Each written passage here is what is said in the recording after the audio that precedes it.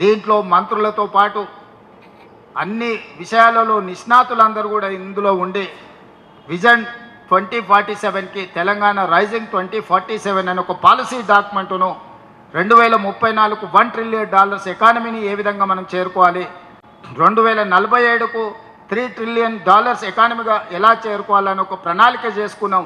అందులో ఒక్కటి రెండు అంశాలు మీతో చర్చిస్తాను. మీకు అందరికీ తెలుసు, రాజశేఖర రెడ్డి గారు ముఖ్యమంత్రి ఉన్నప్పుడు, సోనియా గాంధీ గారు యూపీఏ చైర్పర్సన్గా ఉన్నప్పుడు అంతర్జాతీయ ఎయిర్పోర్ట్ ఔటర్ రింగ్ రోడ్ మనం నిర్మించుకున్నాం. ఔటర్ రింగ్ రోడ్డు 160 కిలోమీటర్లు ఉంది. ఈ ఔటర్ రింగ్ రోడ్డు లోపల ఉన్న మొత్తాన్ని కోర్ అర్బన్ రీజన్ ఎకానమీగా మనం అనుకున్నాం. ఈ కోర్ అర్బన్లో ఈరోజు ఇండస్ట్రీస్ ఉన్నాయి, మూసి కలుషితం ఉన్నది, మెట్రో రైలు విస్తరణ జరగలేదు, ఫ్లైఓవర్లు కట్టలేదు, ఎలివేటెడ్ కారిడార్లు కట్టలేదు.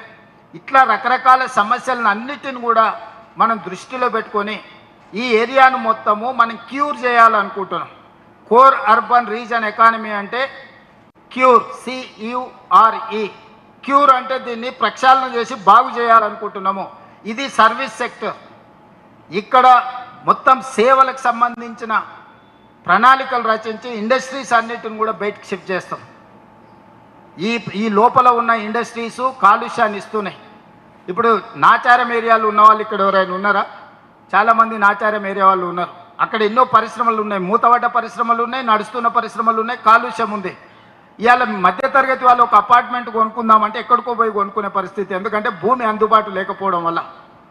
బాలానగర్లో పారిశ్రామిక వాడు ఉంది, జీడిమెట్లలో పారిశ్రామిక వాడు ఉంది. వివిధ ప్రాంతాలలో 1960ల 70ల 80ల ప్రభుత్వం నుంచి భూములు, ప్రైవేట్ నుంచి భూములు కొనుగోలు చేసి వాళ్ళు పరిశ్రమలు పెట్టుకున్నారు.